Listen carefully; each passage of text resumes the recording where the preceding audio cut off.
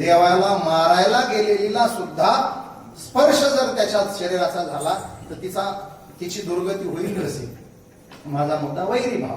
रावण ज्या वेळेला पडला ना, बेंबीत बाण लागला, पडायला लागला, पडता पडता रावण म्हणतोय, प्रभू सांगा विजय तुमचा की विजय माझा. बाकीच्यांना ह्या दोघातला संवाद काय कळणार आहे महाराज. बाकीचे हसू लागले. परिणाम झाला गड्या म्हणले डॉक्टर, मरता मरता येड झाला म्हणले रावण. प्रभूने हात जोडले, सांगितलं रावण महाराज विजय तुमचा झालाय. त्याचं कारण आहे, रावणाची प्रतिज्ञा होती, मी जिवंत असेपर्यंत रामाला लंकेत पाय ठेवू देणार. आणि प्रभूला पाय ठेवूच दिला नाही त्यानं. पण त्यानं मात्र प्रभू जिवंत असताना त्याची आत्मज्योत प्रभूच्या देहामध्ये विलीन करून टाकली. त्याचा आत्मा परमात्म्यामध्ये समरस करून टाकला. विजय रावण म्हणतोय माझा झाला. वैरत्व भावाच्या जोरावर रावणादिकांनी भगवंताची प्राप्ती करून घेतली.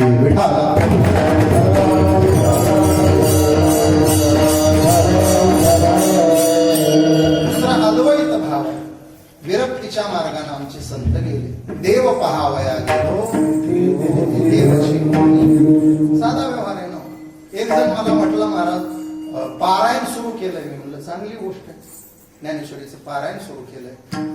मला म्हणलं आता किती दिवस करू बरं. मी म्हणलं जोवर नारायण होत नाही तोवर पारायण बंद करायचं. म्हणलं मग मी नारायण झाल्याचं कधी कळल, कसं कळल. मी म्हणलं ज्या दिवशी तुला कोणालाच विचारायची इच्छा राहणार नाही त्या दिवशी तू नारायण झाला. नारायण झालेला पुन्हा काय विचारायचे भाव. तसं देव पाहायला गेले की विरक्तीच्या मार्गाने. फक्त इथं घोटाळा एकच आहे महाराज.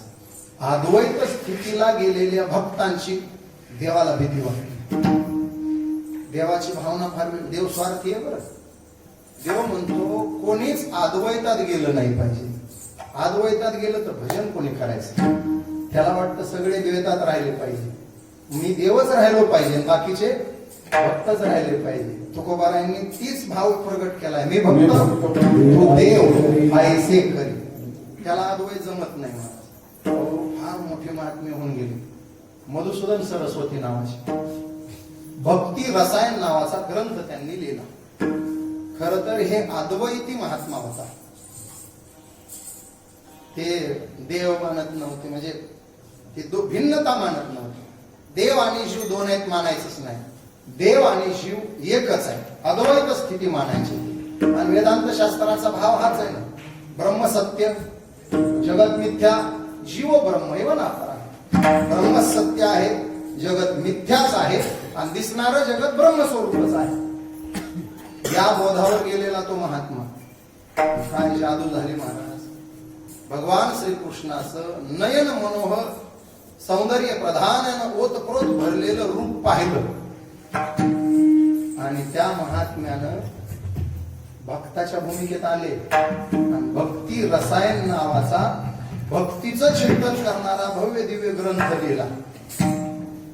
महाराज शेवटी मधुसूदन सरस्वतीने असंही लिहिलं, या पंढरीच्या काळ्याच्या भेटीला जाऊ.